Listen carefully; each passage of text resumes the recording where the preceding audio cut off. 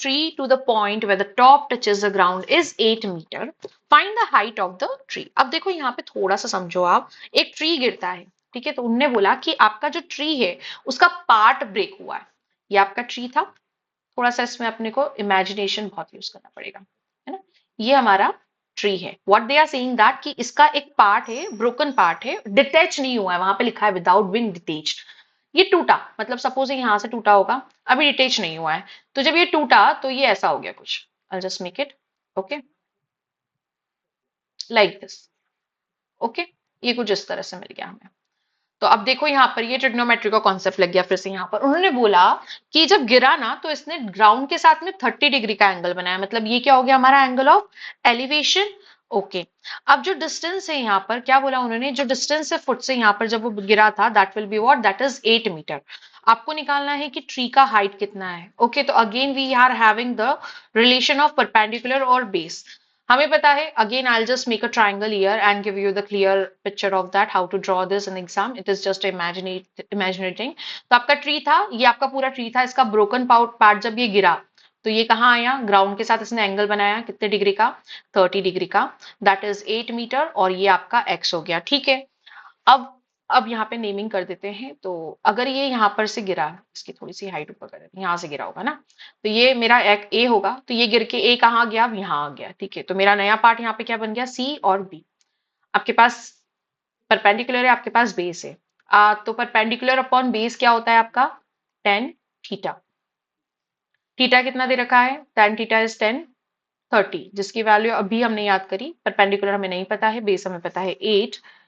Okay, तो this is 1/√3 equals to X, तो x upon 8, तो x इक्वल्स टू हो जाएगा 8/√3। इसको आप दूसरी तरह से भी कर सकते हो, you can do what by, there is one more, that is cos 30। Okay, cos 30 क्या होता है आपका, cos 30 होगा आपका A B upon B C, that is what, base upon height.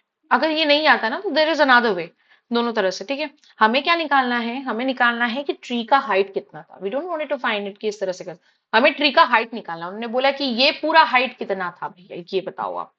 ठीक है, तो अगर ये हाइट निकालना है तो मेरे को इसमें क्या, ये वाले पार्ट की भी जरूरत है, मतलब टोटल डिस्टेंस क्या होगा। सपोज अगर ये एक्स है तो ये y कर लेती हूँ, है ना। मतलब कि मेरे को टोटल डिस्टेंस कितनी, टोटल लेंथ कितनी हो जाएगी, x plus Y.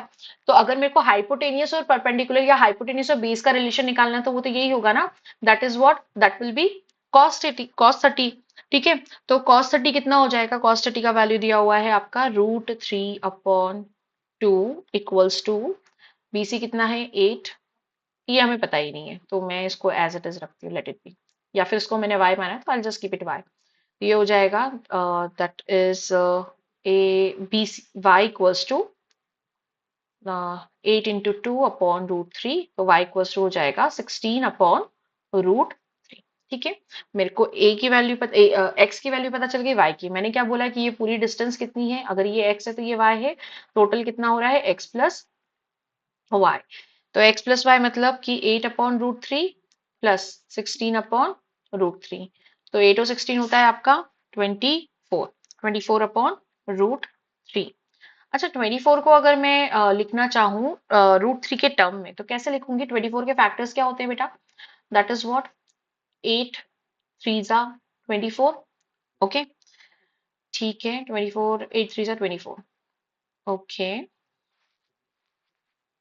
So can I just root, इसको मैं ऐसे लिख सकती हूँ कि दिस इज नॉट, इसको भारी रखते हैं, इसको आई कैन राइट 8 × 3/√3, है ना? अच्छा, अगर मैं √3 को बनाना चाहती हूँ तो 3 को मैं ऐसे लिख सकती हूँ √3 × √3, आई कैन राइट। तो एक √3 से एक √3 कैंसिल, बचेगा 8 √3। एंड अगर आपको इसमें 1.732 वैल्यू रखनी है, यू कैन पुट द 1.723 वाली value and find out the answer. Okay,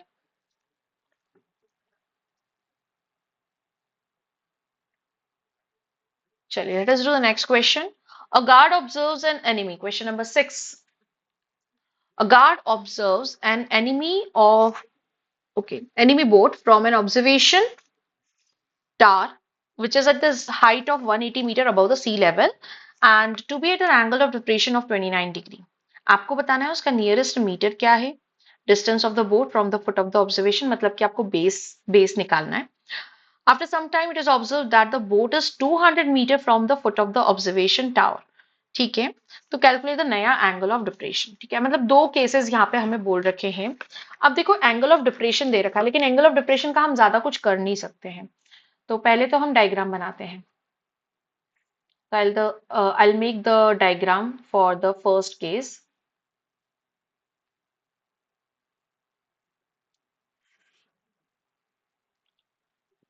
ठीक है, तो let us see this A B C. Okay, ये बना रहा है एंगल ऑफ डिप्रेशन. ये तो हमें पता चल गया कि एंगल ऑफ डिप्रेशन है. हमने पढ़ा एंगल ऑफ डिप्रेशन और एंगल ऑफ एलिवेशन क्या होते हैं, इक्वल होते हैं. तो ये भी 29 डिग्री हो गया. अब क्या बोल रहा है, वो बोल रहा है यहाँ पर कि जो ऑब्जर्वेशन टावर है, this is observation tower, A B is observation tower.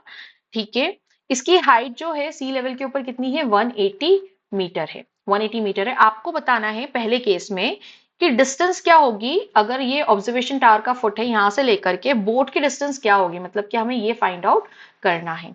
ठीक है, तो P अपॉन बी अगेन, तो 1029 equals to that will be what, A B upon B C, that is what 180 upon B C. Okay, अब what is 1029, तो 1029 को हम लिखेंगे 0.5543. इसको कैसे निकालना I tell you after some time. Okay, तो ये हो जाएगा 180 अपॉन बी सी. तो B C equals to 180 into, और सॉरी 180 अपॉन 0.5543. तो आंसर आएगा आपका 325 metre approximately, which is approximate value I have taken. तो ये तो था इसका first part. What is the second part is saying कि अगर आपका जो बोट है, ठीक है, थोड़ी देर बाद क्या हो रहा है, बोट जो है वो फुट ऑफ ऑब्जर्वेशन से 200 मीटर पे पहुंच गया है. अब आपको नया एंगल ऑफ डिप्रेशन बताना है. मतलब अब हमें हमें क्या पता है, हमें हाइट पता है, हमें इसका डिस्टेंस पता है जो क्या हो गया है आपका 200 मीटर. ठीक है, अगर ये 200 मीटर हो गया है तो हमें क्या बताना है, उसका एंगल ऑफ डिप्रेशन. ठीक है, तो हमने तो 325 मीटर निकाला है, मतलब ये यहां तक पहुंच गया है. There is some difference here. ठीक है, you need to remember this, you need to understand. Okay, तो अभी उसने क्या कवर कर लिया है, 200 मीटर तक वो पहुंच चुका है. अब आपको बताना है यहाँ पे एंगल ऑफ डिप्रेशन क्या बन रहा है. ओके, ये एंगल ऑफ डिप्रेशन क्या बन रहा है, तो मतलब एलिवेशन निकल जाएगा, डिप्रेशन निकल सकता है. तो again tan theta will be equal to what, 180 upon 200. Zero got cancel, we will get what, we will get somewhere about okay, that is 0.21, okay, 0.900. This is the thing that will be getting. क्योंकि हमें पता है कि अगर मैं इसको एक point लगा दूं, जीरो आएगा तो एक पॉइंट लग जाएगा, एंड 0.9 आंसर आएगा आपका, 0.900. ओके, तो ये होती है आपकी जो थीटा की value, that will be what 41 and 59. ठीक है, 41 degree 59. Okay, this is what the tan theta. अब एक क्वेश्चन आ रहा है कि ये वैल्यू कैसे आई एंड ये वैल्यू कैसे आई, क्योंकि ना तो ये फिक्स्ड जो हमारे हम लोगों ने वी हैव फाउंड आउट कि अच्छा इसको ऐसे निकाल सकते हैं, ये तो हमें पता ही नहीं था. या फिर हमें नहीं पता, हमें तो पता 30 का पता है, 60 का पता है, 45 का पता है, 90 का पता है. How can you find out the value which is 29 या फिर 18.2, 0.9 कैसे निकालना है. तो इसको अब मैं सिखाती हूँ कि how will we find those values. Okay, चलिए, तो अब हम इसको सीखेंगे कि कैसे ये values we can find it out.